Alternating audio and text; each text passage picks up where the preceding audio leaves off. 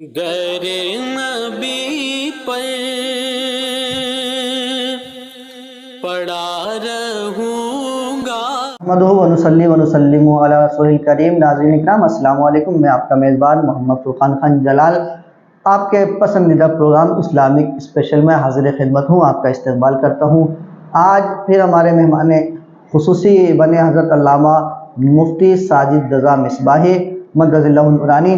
آج ہم حضرت سے ایک ایسے چنندہ ٹاپک پہ گفتگو کریں گے جس کی اس دور میں بہت ضرورت ہے، اور انشاءاللہ اس کو ہم نے دیکھ لیا اور اس پر عمل کر لیا تو ہمیں کسی بھی موڑ پہ جو ہمارے گھریلو جھگڑے ہوا کرتے ہیں، ہمیں امید ہے کہ وہ جھگڑے گھر میں ہونا بند ہو جائیں گے۔ جو میاں بیوی میں آپس میں جھگڑے رہتے ہیں، فساد رہتے ہیں، وہ ختم ہو جائیں گے۔ آج ہم اس ٹاپک بات کریں گے کہ اگر ہم لڑکی یا لڑکا کے لیے پیغام بھیجیں شادی کے لیے تو اس کے اندر کیا خوبی ہونی چاہیے جس کی بنا پر پیغام بھیجا جائے۔ آئیے چلتے ہیں مفتی ساجد صاحب کی جانب۔ السلام علیکم مفتی صاحب۔ وعلیکم السلام، کیسے ہیں؟ الحمدللہ۔ مفتی صاحب دیکھیے دور چل رہا ہے، اس میں یہ تو پیارے آقا صلی اللہ علیہ وسلم کا فرمان ہے، النکاح من سنتی فمن رغب عن سنتی فلیس منی۔ تو نکاح کرنا، شادی کرنا نہایت ضروری، بہت ضروری، اور آج کل جیسا کہ دور چل رہا ہے تو میں سمجھتا ہوں جب بچہ بالغ ہو اور کسی لائق ہو جائے تو اس میں شادی میں دیر نہ کی جائے۔ تو وہ کیا چیز ہے جس کی بنا پر لڑکی کے یا لڑکے کے پاس پیغام بھیجا جائے؟ کیا خوبی اس کے اندر ہونی چاہیے؟ کن باتوں کا ان کے اندر ہونا ضروری ہے جس کی وجہ سے، جس کی بنا پر ہم ان کے پاس پیغام بھیجیں؟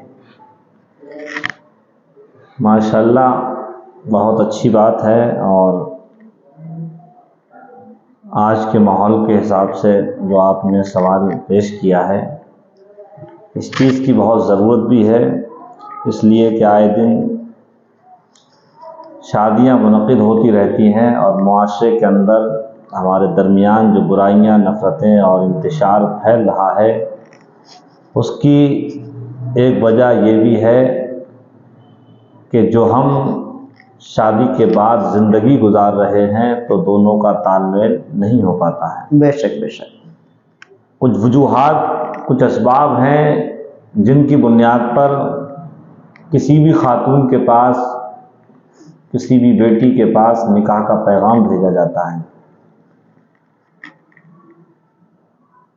حدیث کی روشنی میں آپ کے سامنے وہ چند وجوہات پیش کرتا ہوں۔ اللہ کے رسول سرور کائنات صلی اللہ تعالیٰ علیہ وسلم ارشاد فرماتے ہیں، تنکح المرأۃ لاربعین، عورت سے نکاح 4 چیزوں کی بنیاد پر کیا جاتا ہے۔ سبحان اللہ۔ 4 چیزوں کی بنیاد پر اس سے شادی کی جاتی ہے، اس کے پاس نکاح کا پیغام بھیجا جاتا ہے۔ اللہ کے رسول صلی اللہ تعالیٰ علیہ وسلم نے ان 4 چیزوں کا ذکر کیا۔ سب سے پہلی چیز لمالہا، اس کے مال و دولت کی بنیاد پر۔ بے شک۔ لڑکی کے پاس مال و دولت ہے، امیر گھرانے کی ہے، یہ دیکھ کر اس کے پاس شادی کا پیغام بھیجا جاتا ہے۔ بے شک۔ ولجمالہا، سرکار فرماتے ہیں دوسری چیز اس کے حسن و جمال کی بنیاد پر، خوبصورتی کی بنیاد پر بھیجا جاتا ہے۔ بے شک، یہی بات ہے۔ کچھ لوگوں کی نظر میں یہ رہتا ہے کہ دولت و ثروت ہو یا نہ ہو، لڑکی خوبصورت ہونا چاہیے، دیکھنے میں اچھی ہونا چاہیے، جو بھی دیکھیں لوگ تو اس کی تعریف کریں۔ یہی بات۔ اللہ کے رسول فرماتے ہیں ولحسبہا، تیسری چیز جس کی بنیاد پر قوم کی بیٹی کے پاس نکاح کا پیغام بھیجا جاتا ہے، اس سے شادی کی جاتی ہے، وہ اس کے خاندانی حسب و نسب کی بنیاد پر۔ بے شک۔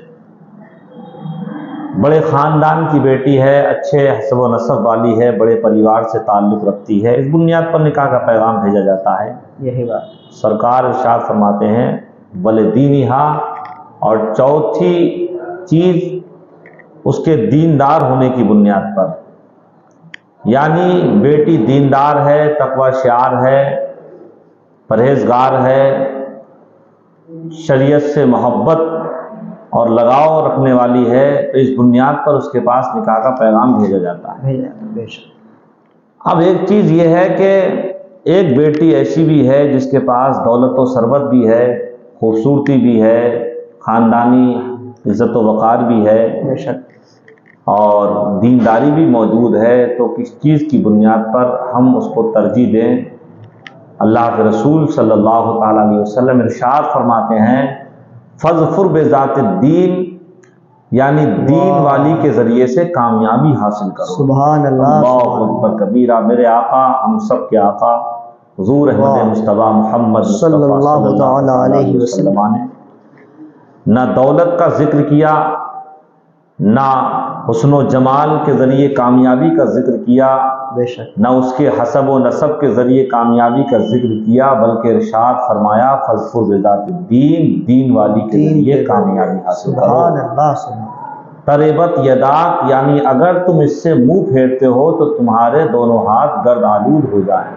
اللہ، اللہ اکبر۔ اللہ کے رسول صلی اللہ علیہ وسلم کے فرمان کا مقصد تو دیکھیے، سرکار نے نہ دولت کا ذکر کیا، نہ حسن و جمال کا، نہ اس کے حسب و نسب کا، بلکہ دین والی کے ذریعے کامیابی حاصل کرنے کا ذکر کر کے اپنی امت کو بتا دیا کہ جس گھر کی چہار دیواری کے اندر قرآن سے محبت کرنے والی، رسول کے احکام اپنی نگاہوں کے سامنے رکھ کر زندگی گزارنے والی، بے شک، حضرت فاطمہ کا کردار اپنے سینے سے لگا کر اپنی زندگی کے شب و روز گزارنے والی شہزادی جس گھر کی چہار دیواری میں قدم رکھے گی تو اللہ اس کے قدموں کی برکت سے اس گھر میں خیر و برکت کا نزول فرما دے گا۔ سبحان اللہ، سبحان اللہ، اس کے قدموں کی برکت ہوگی، اللہ اس گھر سے پریشانیوں کو دور فرما دے گا۔ اس لیے کہ ایک دیندار بیٹی جس گھر کی دلہن بن کر جاتی ہے تو دینداری کی بنیاد پر اگر نفرتیں اس گھر کے اندر ہیں بے شک، تو وہ نفرتیں محبت میں تبدیل ہو جاتی تبدیل ہو جاتی ہیں، بے شک، یہی بات، فتنہ و فساد ہے تو الفت و چاہت کی صورت میں بدل جاتا ہے۔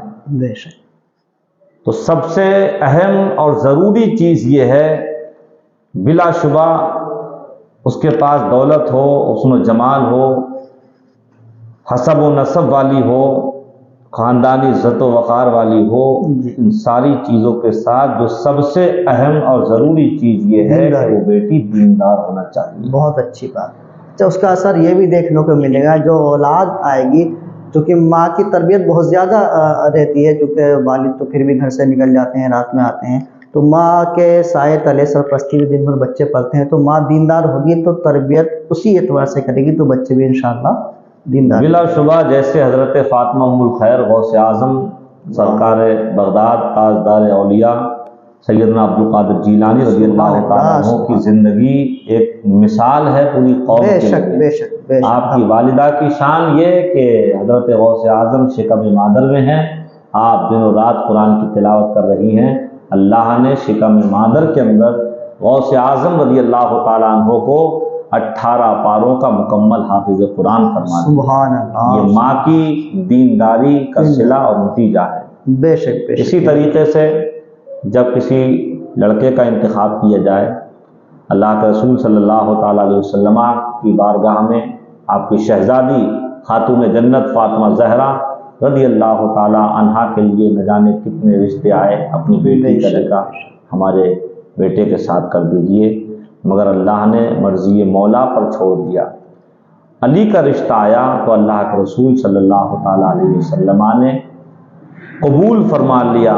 لوگوں نے کہا علی کے پاس تو کچھ ہے نہیں، دولت، ثروت، زمین و جائیداد، زندگی گزارنے کے اسباب کچھ نہیں ہے، محنت و مزدوری کرتے ہیں اور اسی سے اپنا گزر بسر کیا کرتے ہیں۔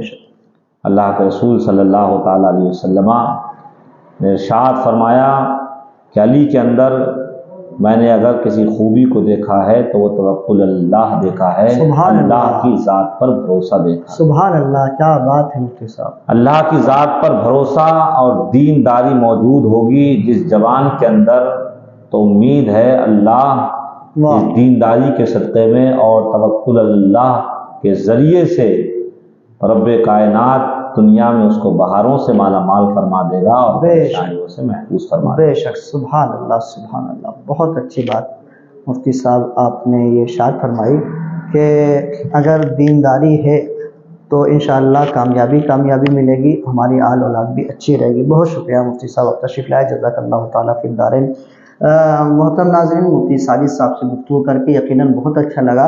اور وہ پیغام ہمیں ملے جن کی ہمیں اشد ضرورت ہے۔ اگر ہم نے ان پر عمل کر لیا تو انشاءاللہ ہمارے گھروں سے جو ہے برائی کا خاتمہ ہو جائے گا اور کامیابی انشاءاللہ ہمارے در پر حاصل ہو جائے گی۔ چلیے اجازت دیجیے، ملتا ہوں نیکسٹ ویڈیو میں، خیال رکھیے گا اپنا، اللہ حافظ۔